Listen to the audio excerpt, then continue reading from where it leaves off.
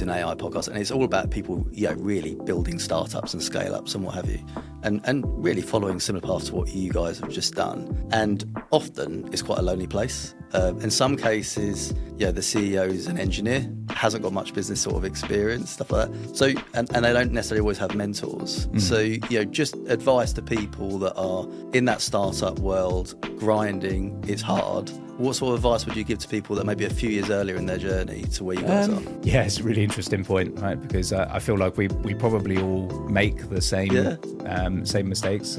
It's out of a kind of passion, right? Yeah. Because particularly if you're part of the founding team, and it's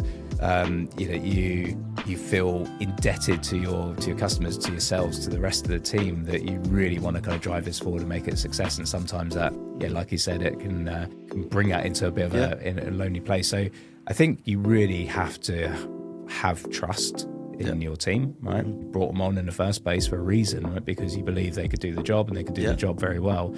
And particularly in this industry, people are smart. There's a lot of really, really, kind of high levels of intelligence, not just across development and product, but all kind of areas, because this is a very, very technical sector of industry. So everyone has that ability to step up a gear as well. So you have to have the kind of faith, have to have the trust that you can delegate that, and with the right kind of mentoring and coaching, they become very self-sufficient in that. And in fact, they don't just become self-sufficient, they find their own way to do it. They find the way that it becomes, even more efficient than maybe you were kind of setting out in the first place. And that takes don't get me wrong, if you delegate 10%, you're going to fill it up with another 10%, right? So, but you'll reach your goals a lot faster if you work as a team and build that culture to thrive and fail as a team, and to pick each other up. You'll achieve your goals a lot faster that way than if you go off and try and do it as an individual and silo, or take on too much